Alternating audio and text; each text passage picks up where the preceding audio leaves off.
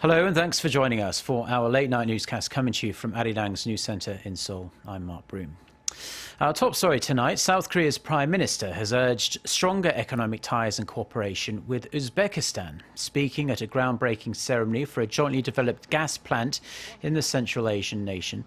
Hwang Kyo-an said the so-called Sergil project is a milestone of cooperation between Seoul and Tashkent, and its success was possible only because of such close bilateral cooperation.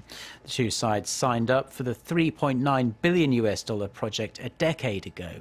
A South Korean consortium led by the state-run Korea Gas has a 50% stake, with the other half owned by Uzbekistan's national gas firm. Seoul says the joint project will generate up to $1 billion in sales and $200 million in profits every year. A senior North Korean official, a member of the Central Committee of the country's Workers' Party, has died at the age of 76. Kang Sok-ju was the party's former secretary in charge of international affairs. North Korean state media reported Saturday that Kang died of cancer on Friday afternoon. Kang, hailed as the architect of North Korea's nuclear diplomacy, negotiated the agreed framework deal with Washington in 1994, also known as the Geneva Agreement. The deal called for a freeze on North Korea's nuclear development in exchange for help in building 2 light water reactors and the normalization of relations with the US. The deal would later fall apart, however, in late 2002, when it emerged the North had been secretly enriching uranium. Due to his illness, Kang had not been active in office since August of last year. North Korea has offered to hold military talks with South Korea. Pyongyang state-run media says the regime is willing to have the talks at the end of May or early next month. According to the notice sent by the Ministry of the People's Armed Forces, North Korea wants to ease tensions on the Korean peninsula and build up mutual trust on the military front. It also said negotiations are crucial as preventing an outbreak of a second Korean war is directly connected to the well-being of the people. The message comes a day after Pyongyang urged Seoul to promptly accept its leader's offer for talks, which Kim Jong-un made during the recent Workers' Party Congress. Seoul rejected that offer, saying the North must first stop its nuclear development. Russia's decision this week to hit North Korea with tough unilateral sanctions is expected to hit the regime hard. The measures are likely to have a direct effect on North Korea's earnings from its overseas workers, as a large proportion of them toil away in Russia. Kwon So-ah with the details.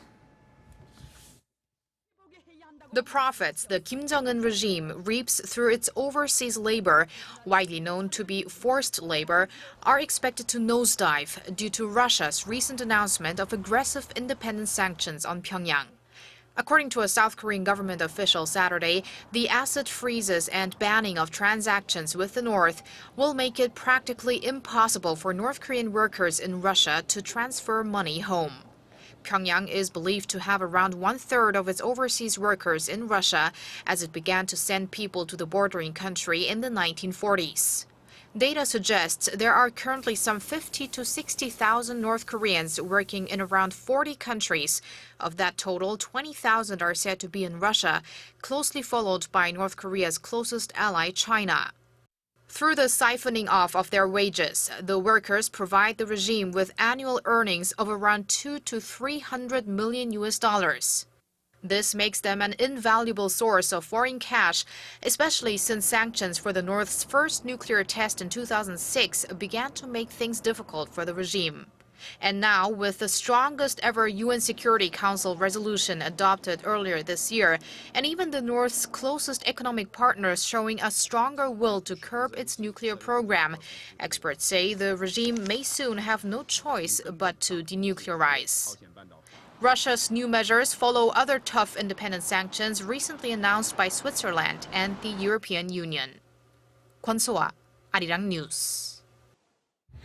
Now, Egyptian officials are investigating reports that smoke detectors went off on the EgyptAir flight shortly before it vanished over the Mediterranean Sea on Thursday. The air industry website, the Aviation Herald, has published automatic alerts from the doomed Airbus A320.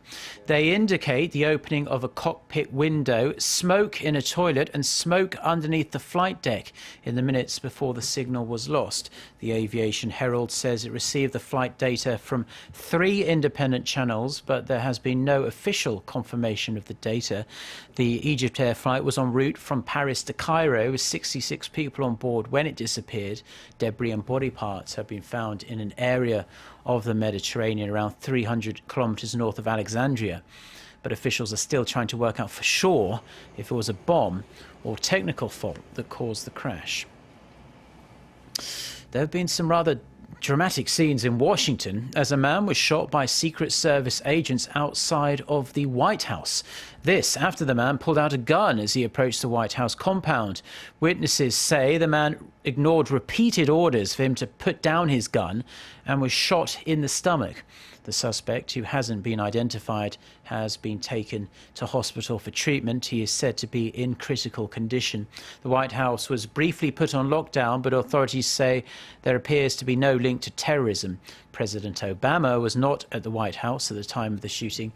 He was out for a round of golf at Andrews Air Force Base.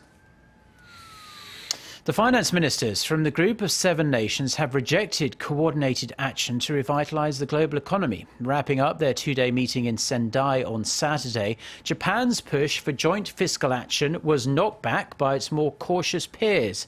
US Treasury Secretary Jacob Lew said the notion that there should be one response wouldn't reflect what each of the economies actually needs. He also said now is a time of uncertainty, not a time of crisis, suggesting the US believes there's no real need for coordinated action at this time. Now, the content of the ministers' discussions will be relayed to the G7 Leaders Summit that is set to be held in Japan next week. People who have suffered through traumatic experiences like natural disasters, fires or wars tend to suffer from long-term psychological issues. Now, researchers think they may have found a way to potentially delete bad memories and enhance good ones. Park Se-young has the details. The remnants of a traumatic fire are not only left at the scene, they also remain in the memories of the survivors. In fact, trauma victims can suffer from the psychological pain of an emotionally charged experience long after the event has passed. But now researchers at Stony Brook University in New York have found a way to potentially strengthen or even erase particular memories. To do that, the team manipulated acetylcholine, a neurotransmitter in the brain that acts as a mechanism for signaling involved in memory. Using a fear-based model in mice, the researchers found that increased acetylcholine release in the amygdala during formation of a traumatic memory made the memory last more than twice as long as normal. When they reduced the acetylcholine signaling during formation of a traumatic memory, the researchers were able to erase the memory. The researchers used a method called optogenetics, which uses light to control cells in living tissue to stimulate specific populations of neurons. The findings, published in the scientific journal Neuron, could contribute to the development of new ways to reverse post-traumatic stress disorder. Park Se-young, Arirang News. Now, Korea is becoming a more multicultural nation as more foreigners come here to work and make a life for themselves. For people coming from completely different cultures, it can be quite difficult to adjust. So, as a way of showing gratitude and for a bit of fun, a special music festival was held on Saturday. Ian Shin was there and filed this report. The 2016 Multicultural Music Festival was held on Saturday at the Everland theme park in Yongin. The event, co-hosted by Arirang TV and the Korea Federation of SMEs, was put together to show gratitude for those who come from abroad to work in Korea and to encourage locals to embrace diversity. There are a lot of foreigners working at small and mid-sized businesses in Korea. I am grateful for their hard work. I also want this festival to be a cultural exchange that brings Koreans and foreigners closer together. Coming out to claps and cheers, popular Korean singers and groups opened the festival. But the real show stealers were the international groups who had prepared ethnic songs and folk performances. Their dances brought together a variety of cultures portrayed through modern and traditional moves. It's Russia, Kyrgyzstan, Uzbekistan, and Buryatia. So we combined 4 dances for one dance, but actually we call dolls from all over the world. Just generally, it was really good we made new friends here. The same country, we live all over Korea, so we couldn't meet each other. Here we met them, and it's just really cool. Foreign guests got to savor familiar moments from home through the show. The festival also welcomed multicultural families living in Korea. Actually, this is my first time to come here in Multicultural Music Festival. I am so much enjoy with the performance, with the sing, and with the environment. Not only a festive way to show our appreciation for the foreign workers' contribution, but today's event was also a celebration of the nation's growing diversity. Yun-shin, Arirang News. Now, finally, we're going to take a quick look at the weather for the rest of the weekend. Most of the country is under clear skies tonight. The lack of cloud cover means it's going to be a relatively cool night. The low is going to drop to 14 degrees Celsius in Seoul. Sunday will be another hot and sunny day with highs nationwide in the upper 20s to low 30s. It will be 32 degrees Celsius, in fact, in Seoul on Sunday. Humidity will be relatively low, though, so it should feel quite comfortable. With that, let's take a look at the weather around the world.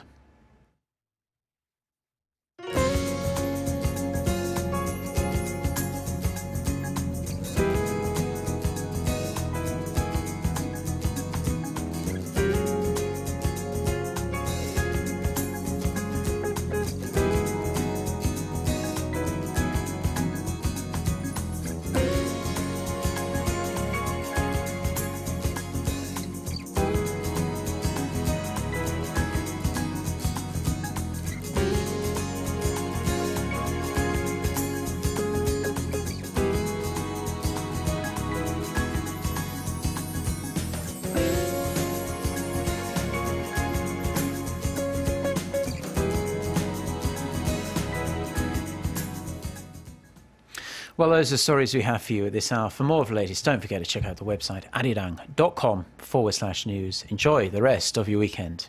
Goodbye.